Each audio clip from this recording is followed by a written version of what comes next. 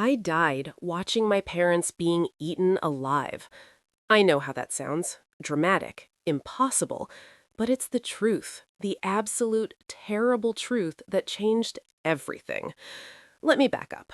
My name is Emma Zhang, first-year cadet at the National Military School in F Country, top of my class, only daughter of Michelle and Linda Zhang. My grandmother was General Zhang Wei, a national hero of F Country. My father served 5 years in the F Country military before marrying my mother, L Country's most renowned actress. They were the perfect couple, beautiful, successful, madly in love. And they loved me with an intensity that sometimes felt overwhelming. I was their bookworm baby, the girl who chose textbooks over parties, who scored first place in everything, who wanted to be a hero like my grandmother. They supported me completely, even though I knew they missed me terribly when I went to the academy. That's why they traveled, started a vlog, showed the world their adventures while dreaming of the day I joined them. On April 14th, I was in my dorm room, munching on takeout and watching their live stream. They were on the southern coast of L Country, laughing and happy. Mom complained about their bookworm baby who couldn't be pulled away from her studies. Dad joked about how I took after Grandma. They said they missed me, told me to hurry up and take vacation days. Then Mom added, with that beautiful smile of hers, "Emma, we miss you silly." The stream ended. They deposited $1 million into my account. They always did that, even though I was a government worker now, always making sure I had everything I needed. They called me right after, told me they'd be back next week, said how much they missed me, how this time it felt like they should just stay home with me. I was consoling them, telling them I'd be too busy with duties anyway, when I heard it. The scream. Not just any scream, an earth-shattering, soul-ripping scream that made my blood turn to ice. Through the video call, I watched my parents' faces drain of color. They looked out their hotel window, and I saw the reflection in their eyes, the moment they witnessed something that shouldn't exist. "Emma," my mother whispered, her voice shaking. "Emma, something's wrong. People are... they're..." The live streamers outside were still going. My parents turned their phones so I could see the hotel room TV, where local channels were broadcasting the chaos. People biting other people, blood everywhere, bodies on the ground, then bodies getting up. Wrong, broken, dead but moving. Police came, ambulances came, they loaded the victims onto stretchers. 5 minutes later, those corpses animated like marionettes on strings. They lunged for the nearest humans, police, doctors, paramedics, students, vendors, tourists. Their bones cracked with every movement, but they ran faster than any human should be able to run with broken legs. The once bustling city became a city of the dead in less than an hour. My parents locked themselves in their hotel room, barely breathing, not making a sound. I stayed on the line with them, watching through the camera, my heart hammering so hard I thought it would burst. We were all crying, silently. They mouthed, "I love you," over and over. The door to their room burst open. I watched gray hands reach for them, watched my father try to shield my mother, watched them both disappear under a wave of those things, those dead things that shouldn't be walking. I heard my mother's final scream. I heard my father's last breath. I heard the tearing. Then my heart stopped. Cardiac arrest at 21 years old. The EMTs would later say it was brought on by extreme psychological trauma. My roommates, Zara and Kim, found me on the floor of our dorm room, phone still clutched in my hand, the video call still connected to my parents' hotel room, still showing their bodies being devoured. I died watching them die. But death wasn't the end for me. Chapter 1. I thought death would be darkness, peace, an end to the horror. I was wrong. My soul, my consciousness, my essence, whatever you want to call it, didn't vanish. It didn't go to heaven or hell or into some peaceful void. Instead, I became aware, a presence without form, a witness trapped between life and death.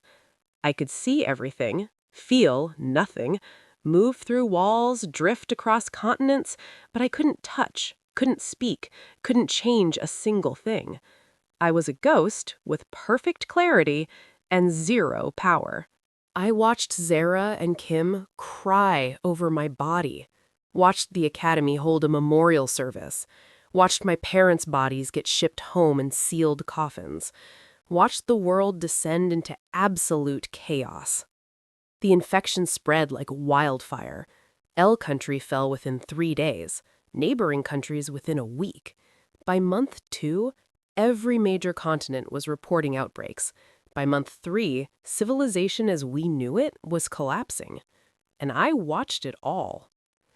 For 3 years and 7 months, I drifted through the apocalypse, observing humanity's desperate fight for survival and ultimate failure. But I wasn't just watching people die, I was learning. I watched the zombies evolve. At first, they were simple, fast, vicious, but ultimately just predators following basic instincts. But by month 6, something changed. They started moving in coordinated packs. By month 9, they were using simple tactics. By year 1, the smartest ones were giving orders. The infection was adapting, learning, evolving. And I discovered their secret. Inside each zombie's brain, buried deep in the cerebral cortex, was a crystalline structure, a core of condensed viral matter that glowed with a sickly blue light. This crystal was the seat of the infection, the source of their animation. Destroy it, and the zombie dies permanently. Miss it, and the creature would keep coming, no matter how much damage you inflicted. I watched as humanity slowly figured this out. A research team in an underground facility, Dr. Sarah Chen, a brilliant virologist, Dr. Marcus Webb, a neuroscientist, and their small crew discovered the crystal cores 8 months after the outbreak. They published their findings across what remained of the world's communication networks. For a brief, beautiful moment, humanity had hope. But then, the infection adapted again. By year 2, the crystal cores began shifting position within the brain, making them harder to hit. By year 3, they developed a protective membrane that made them nearly invisible to scanning equipment. The zombies were evolving specifically to counter humanity's newfound knowledge. I drifted to the last stronghold of humanity, a massive underground complex beneath the ruins of what had been F country's capital. 50,000 survivors lived there like ants, huddled in artificial light, rationing food that would run out within a year. I watched Dr. Chen and her team work desperately to understand the crystal core evolution. Watched as military officers like Colonel James Reeves and Commander Sophia Torres led increasingly desperate raids for supplies. They were good leaders, strong, smart, capable. But they were fighting a losing battle with too little, too late. Colonel Reeves was a man who commanded respect just by walking into a room, broad-shouldered, with the kind of tactical mind that only comes from decades of real combat experience. Commander Torres was his opposite, lean, quick, deadly, special operations, the kind of soldier who could infiltrate anywhere and complete any mission. Together, they kept 50,000 people alive against impossible odds. But the stronghold was dying, slowly, inevitably. I watched children being born who would never see sunlight, watched couples get married in the dark, watched people try to maintain humanity as everything human was stripped away. Then came the day the stronghold fell. The zombies, now fully evolved into a terrifying hive intelligence, breached the complex. I watched the massacre unfold, watched Dr. Chen die, clutching her research, screaming for someone to save her data, watched Colonel Reeves make a last stand that bought civilians precious minutes to flee deeper into the tunnels, watched Commander Torres lead the final evacuation, saving 300 lives out of 50,000. I watched her face as she sealed the blast doors, leaving thousands of people behind to die. The guilt in her eyes would haunt me forever. Those 300 survivors lived for another 6 months before starvation finished what the zombies had started. Humanity's last light flickered out on a cold Tuesday morning, 3 years and 7 months after the first outbreak in Country. I drifted through an empty world, surrounded by shuffling corpses that used to be human, and I understood with perfect clarity. I had witnessed the end of everything. Then, impossibly, the darkness pulled me backward. Time reversed, the world rewound, and I gasped awake in my dorm room to the sound of my phone buzzing. "Sweetheart, we're leaving for Country today. Try not to bury yourself in textbooks while we're gone. Love you, Kissy." My hands were shaking so badly I almost dropped the phone. The date read March 15th. 1 month before the world ended. I had been given a second chance. Chapter 2. I sat on my bed for 10 minutes, just breathing. My heart was pounding, actually beating, actually keeping me alive. I had a body again. I could touch things, move things, change things. And I had 30 days to save the world. No pressure. My first call was to my parents. My fingers fumbled with the phone, tears already streaming down my face, just hearing the dial tone. "Emma? Baby, is everything okay?" Mom's voice was bright, alive, perfect. "Mom?" I could barely speak through the tears. "Don't go." "What? Honey, what's wrong?" "Please, don't go to Country. How could I explain? How could I make them understand without sounding insane? "I have a bad feeling, a really bad feeling. Please stay home. Just this once, please listen to me." There was a pause. I could hear Dad's voice in the background, concerned. "Emma, talk to me. What's going on? You never ask us to cancel trips. Did something happen at the academy?" I closed my eyes, remembering them dying, remembering 3 years of watching the world burn. "I had a nightmare," I whispered, which was technically true. "A terrible one. You didn't come back, and I can't shake it, Mom. Please, I'll take leave. I'll come home. Let's spend time together. Just don't get on that plane." The silence stretched. I held my breath. "Oh, sweetheart," Mom's voice softened. "We'll be fine. It's just 2 weeks." "I need you!" My voice broke completely. "Please, Mom. I never ask for anything. I never complain about being apart. But I'm asking now. I'm begging you. Don't go." More silence. Muffled conversation in the background. Then Dad's deep voice came through. "Emma Bear, your mother and I are talking. Give us an hour, okay? We love you." "I love you too, Dad. So much." When they called back, their flights were canceled. First victory. Now came the hard part. Chapter 3. I requested emergency leave, citing a family crisis. Colonel Hayes, who in my previous timeline would be dead in 5 weeks, leading a zombie horde through the academy gates, studied me with those sharp eyes of his. 3 weeks, Cadet Zhang. That's all I can authorize. "Thank you, sir." 3 weeks. I had 3 weeks before I had to return, and 1 more week after that before the outbreak. There wasn't enough time. It would have to be enough. When I got home, my parents met me with worried faces and tight hugs. I held them longer than usual, memorizing the feel of their warmth, their heartbeats, their aliveness. "Talk to us," Dad said once we were sitting in the living room. "What's going on?" I took a deep breath. I couldn't tell them everything. They'd think I'd lost my mind. But I could give them enough. "I've been following some concerning intelligence reports," I began, drawing on my military training. "There are rumors of a biological incident that might escalate into something bigger. The Academy's been briefing us on disaster preparedness protocols." Dad leaned forward. Even after 13 years out of active duty, he still had that soldier's attention. "What kind of biological incident?" "The kind that requires isolation and long-term sheltering." I met his eyes. "Dad, I know this sounds extreme, but I want us to be prepared, really prepared. I've been thinking about Grandma's stories about crisis planning. At the mention of Grandma Zhang Wei, Dad's expression shifted. My grandmother had been legendary for her strategic foresight.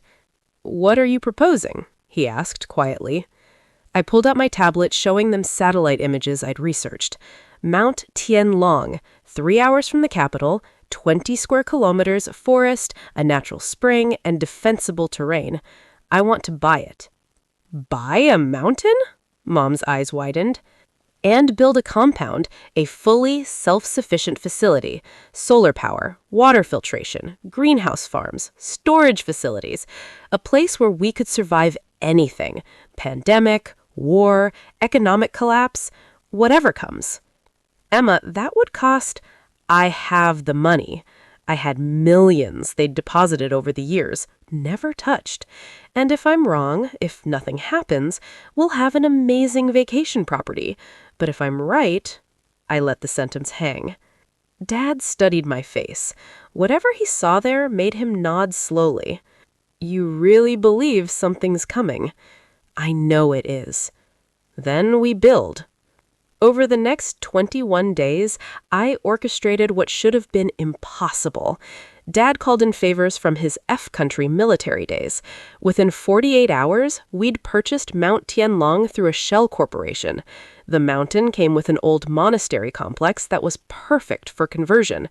We didn't bring in outside contractors yet. Too many questions, not enough trust. Instead, the three of us, plus a few of Dad's most trusted former military contacts, began the work. I ran the operation like a military campaign because I'd already fought this war once. Day 3. Trucks began arriving with supplies, industrial generators, construction materials, drums of gasoline, medical supplies by the pallet, canned goods, seeds, weapons. I knew exactly what we'd need because I'd watched 50,000 people slowly starve underground. Day 7. Dad's contacts delivered classified surplus gear.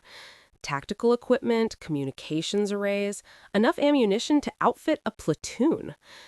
Day 12. First greenhouse complete. I personally supervised the planting. Rice, potatoes, beans. Every calorie would matter. Day 15. Walls reinforced, security systems installed, solar panels covering every available surface. The underground caverns were converted into cold storage, packed with enough food to feed 100 people for years. Day 18. I sat with my parents on the monastery wall, looking at what we'd built. The compound wasn't finished. It would take months to complete my full vision, but it was defensible, survivable. Emma, Mom said softly, what aren't you telling us? I'd been waiting for this question. I think it's going to be bad, Mom. Really bad. And I think it's going to happen soon. How soon? Within weeks. Dad's hand found Mom's. Then we stay here, all of us. I have to go back to the academy, I said. 3 more days I have to return or I'll be marked AWOL. But when it starts, I'll come back. And I need you both to promise me, when I give the word, you come here immediately. Don't wait, don't pack, just drive straight to the mountain. We promise, they said together. Day 21. My leave ended, but before I returned to the academy, I had one more thing to do. Chapter 4. I couldn't save everyone, I knew that, but I could try to save as many as possible. On my last night at home, I composed a message that would either make me a prophet or a laughingstock. To the National Emergency Management Agency. This is an urgent warning regarding a potential biological crisis originating in L country within the next 2 weeks. Recommend immediate implementation of the following measures. 1. Establish quarantine protocols at all international entry points. 2. Begin stockpiling medical supplies and non-perishable food. 3. Prepare emergency broadcast systems. 4. Review pandemic response plans. 5. Alert military and law enforcement to prepare for possible civil unrest. This is not a drill. This is not a hoax. When the reports start coming in from L country, you will have hours, not days, to respond. Signed, a concerned citizen.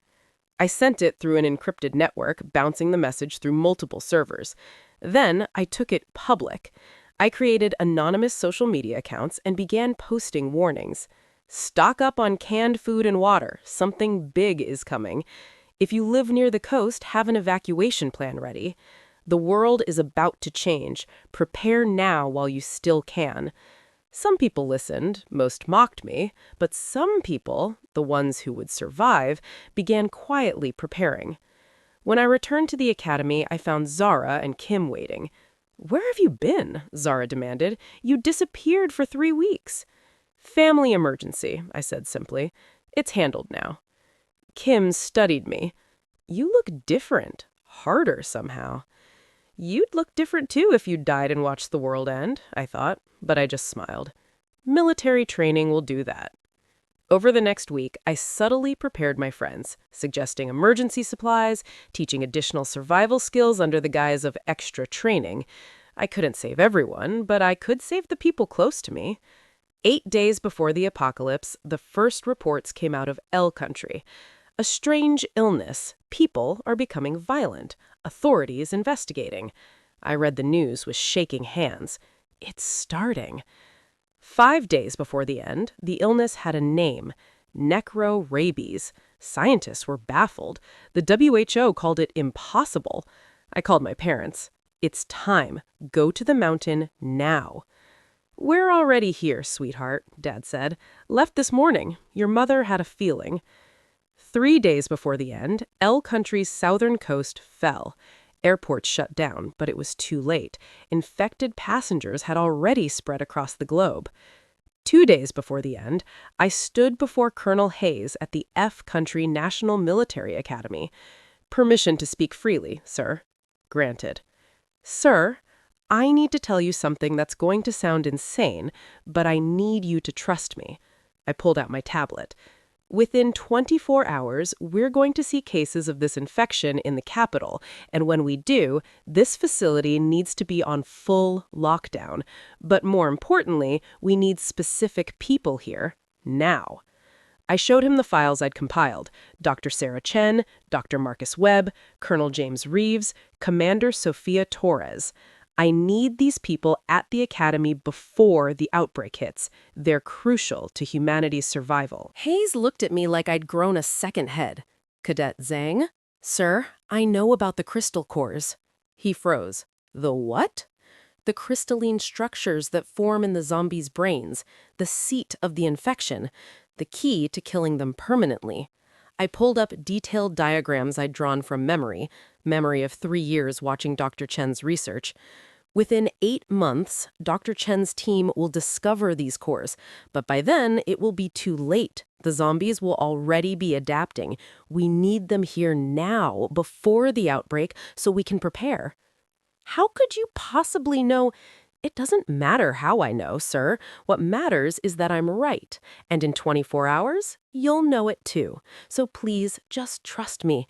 Get these people here and have the lockdown protocols ready." Hayes stared at me for a long moment. Then he pulled out his phone. "If you're wrong about this, Zhang." "I'm not wrong, sir. I'm never wrong about this." 1 day before the end, the first case appeared in F Country's capital. By evening, he was dead. By midnight, he was walking again. By dawn, the city was screaming. Chapter 5. The emergency sirens woke me at 4:47 a.m. I was already dressed, gear packed, ready. Around me, the dormitory erupted into chaos, but I was already running, not toward defensive positions, but toward the administration building where Hayes had set up emergency command. I burst through the doors to find organized chaos, officers shouting orders, screens showing cities descending into madness. "Zhang," Hayes barked, "what are you doing here? You should be—" "Sir, are they here, the people I told you about?" He gestured to a side room. "Dr. Chen and Dr. Webb arrived yesterday. Colonel Reeves got here 2 hours ago. Commander Torres is inbound via helicopter, ETA 10 minutes. They think I'm insane." "You're not, sir. You're a genius. Now I need to brief them, all of them, right now." In the side room, I found 3 people who looked confused and irritated. Dr. Sarah Chen was exactly as I remembered from my spirit years, petite, sharp-eyed, brilliant. Dr. Marcus Webb was tall and currently glaring at everyone. Colonel James Reeves had that bearing of a man who'd seen combat and survived. "Who are you?" Dr. Chen demanded. "We were pulled from our research with no explanation." "I'm the explanation, and I don't have time for the full story. The short version is, I know what's coming, I know how it evolves, and I know how to kill it." I pulled up my diagrams, detailed sketches of zombie brain structure, showing the crystal core formation, the evolution pattern, and the vulnerability points. Dr. Chen's irritation vanished. "Where did you get these? This level of detail would require months of research on infected specimens." "It would," I agreed, "which is why we need to start that research immediately. But first, we need specimens, and in about 3 minutes, we'll have plenty." The first screams echoed from outside. I led them to the windows. Below, the first wave of zombies hit the academy gates. "My God," Dr. Webb whispered. "Watch their movement patterns. See how they cluster? They're already exhibiting pack behavior.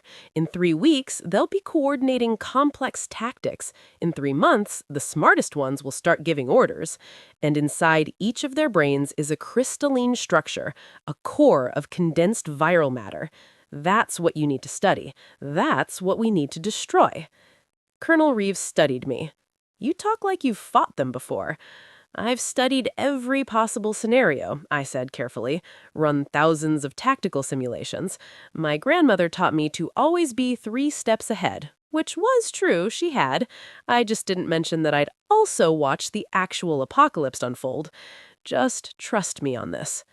Commander Torres burst through the door then. She was exactly as I remembered. Lean, dangerous, eyes that missed nothing. "Someone better explain why I was pulled from active deployment for—" She stopped, seeing the screens, the zombies, the chaos. "What in the hell?" "Welcome to the apocalypse, Commander. I'm Emma Zhang, and I'm going to save humanity, but I need all of you to do it." I turned to address the group, and something in my expression made them all go silent. "Dr. Chen, Dr. Webb, you're going to study these things. You're going to figure out the crystal core formation before it becomes invisible to our equipment. I'll provide you with specimens and all the data I have. Colonel Reeves, Commander Torres, you're going to help me train an elite force capable of fighting intelligent zombies.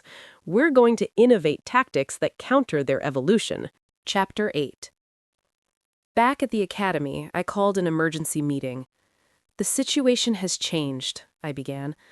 "The Prime is evolving ahead of my projections. It's smarter, more organized, and I think it's learned to anticipate our tactics." "How is that possible?" Dr. Chen asked. I paced the room. "Maybe our aggressive strategy forced the infection to adapt faster. Maybe the Prime is a natural evolutionary response to human resistance. Either way, we're in an arms race now." "So what do we do?" Reeves asked. I stopped pacing. "We do what the Prime isn't expecting. We don't wait. We go to the coastal city with everything we have, and we end this. Now." "That's suicide," Torres said bluntly. 17 alphas! Thousands of zombies!" 500 soldiers, 200 resonance disruptors, air support, artillery, and perfect coordination. I pulled up battle plans I'd been developing. "We hit them at dawn when they're dormant. We use resonance weapons to eliminate the alpha network first, then we carpet bomb the Prime's position." "You want to use artillery in a city?" General Hayes, he'd been promoted, looked skeptical. "I want to end this war before it truly begins," I said. "Every model, every simulation I've run shows that if we wait, we lose.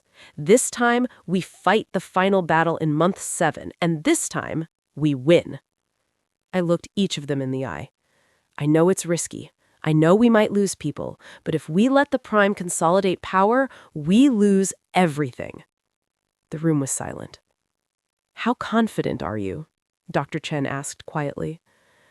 I smiled without humor. I've studied every historical pandemic, every military disaster, every strategic failure in human history. I've modeled this 1,000 times. This is the only path to victory. So I'm confident because I have to be. Then we do it, Hayes decided. Operation Phoenix. Why Phoenix? Someone asked.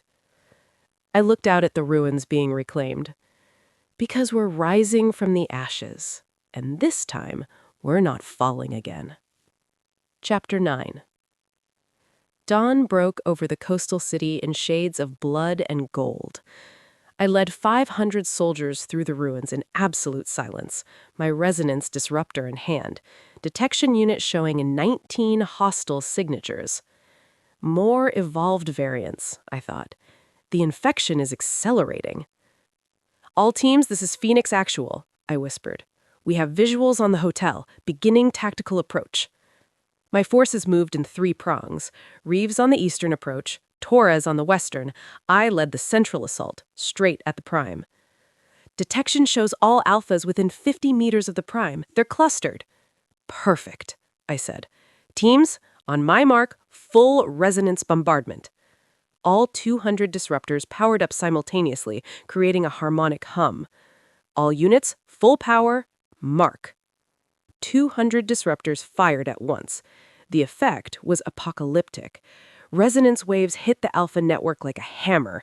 Crystal cores shattered. Zombies dropped by the hundreds. But the prime survived. I watched it emerge from the hotel, moving with terrifying purpose. Not panicking, not fleeing, adapting. Focus fire on the prime, I shouted. Gunfire erupted, artillery struck, resonance disruptors pulsed, and still, the prime kept coming. I suddenly understood. The prime wasn't just evolving randomly, it was adapting to our tactics, as if it had been learning from our every move, preparing for this moment.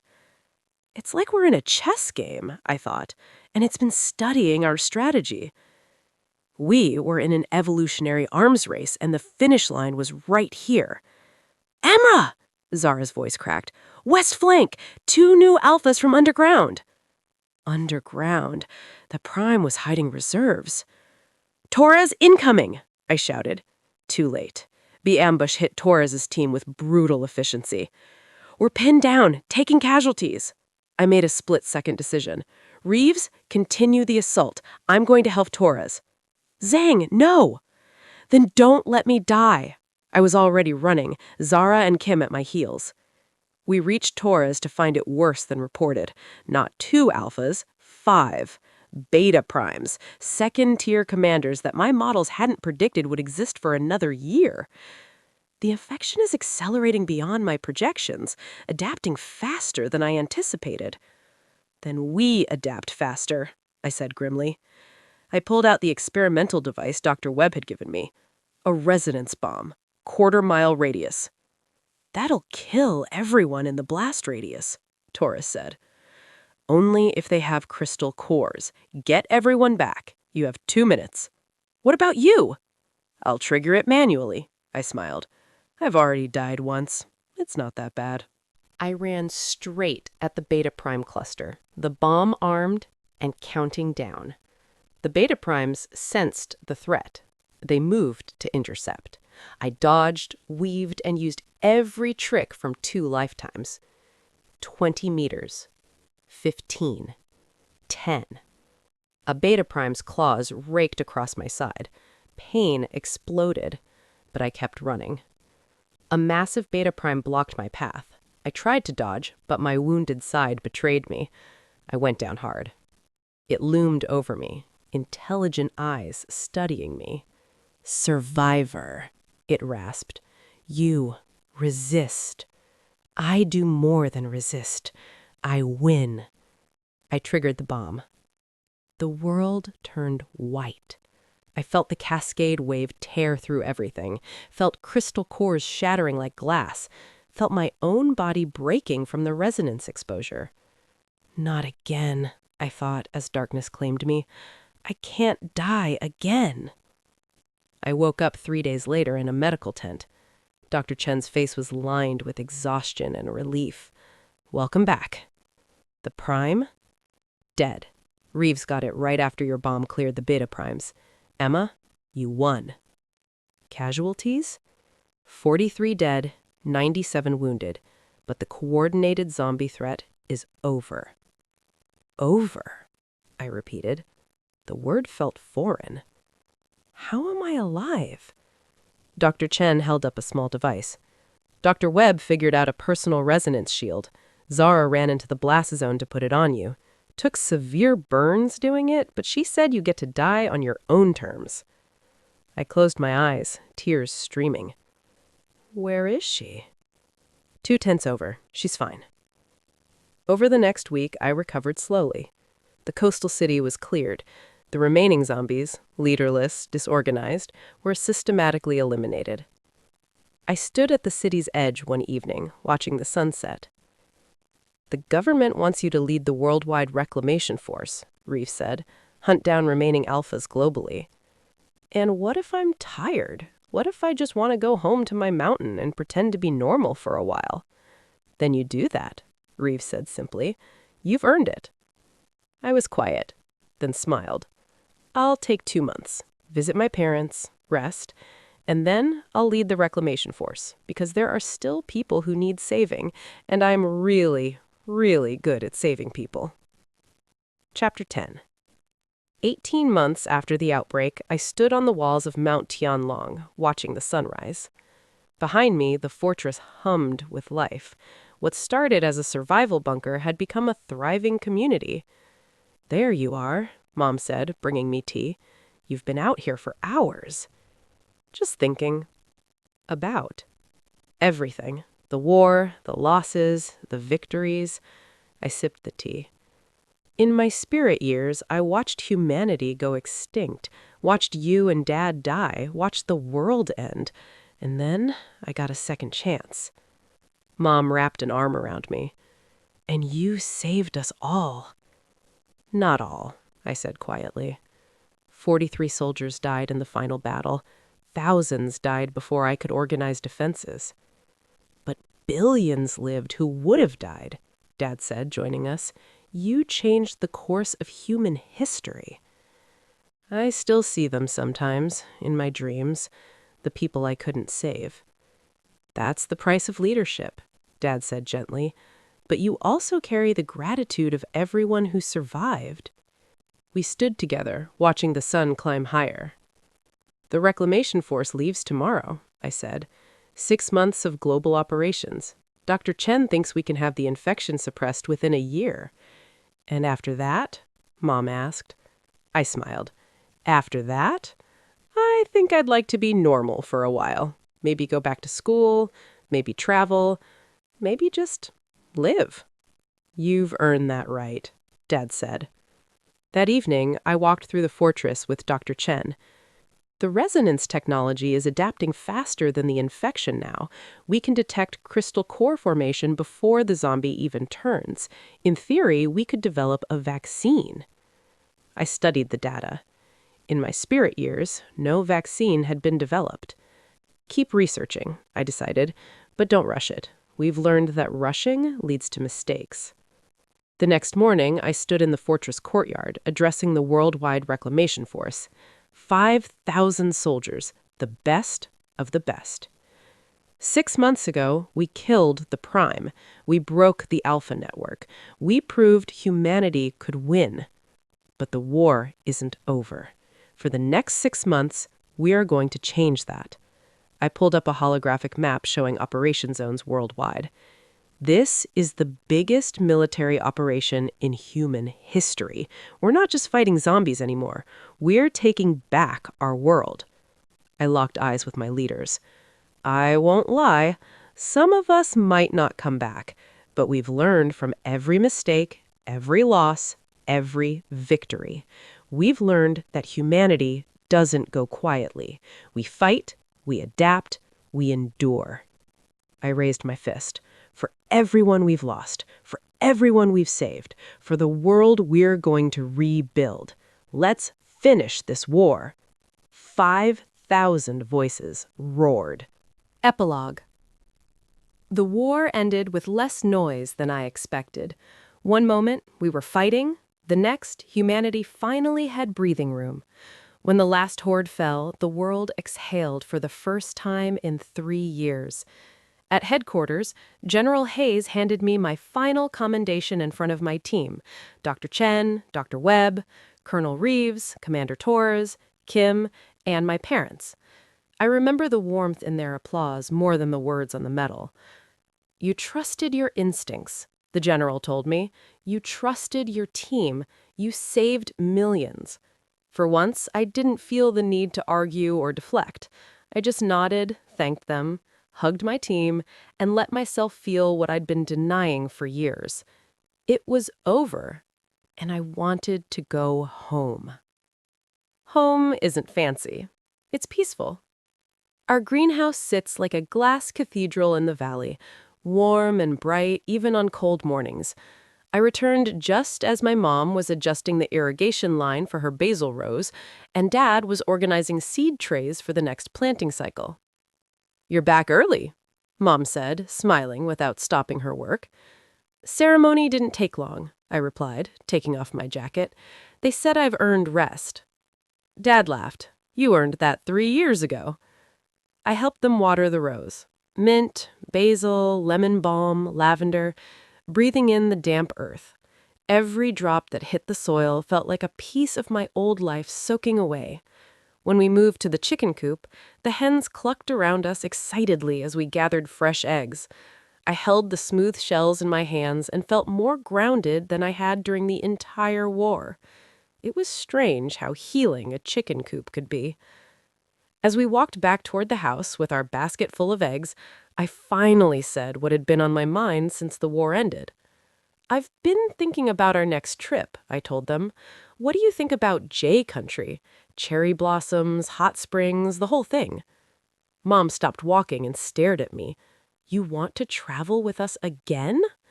"Not just that. I want to join your vlog, full time if you'll let me. I'm done with war. I want something normal, something fun." Dad broke into the biggest grin I'd seen on him since before the outbreak. "Then J Country it is." That evening, we baked cookies, just like we used to, back when the biggest problem in my life was burning a batch. The kitchen filled with the smell of vanilla and warm butter, and for the first time in years, I felt simple happiness instead of survival instinct. We brought the cookies and a pot of chamomile tea up to the balcony. The air was cool, the stars were bright. For once, the world felt entirely, perfectly quiet. I sat between my parents, sipping tea, legs propped on the railing. Below us, the greenhouse glowed like a lantern in the night. No strategies, no alarms, no timelines to fix. Just peace. "J Country," Dad said softly. "We'll plan the details tomorrow." I leaned my head on my mother's shoulder, letting my eyes close for a moment. "Yes," I whispered. "Tomorrow." Humanity survived. My family survived. And I finally get to live. The end.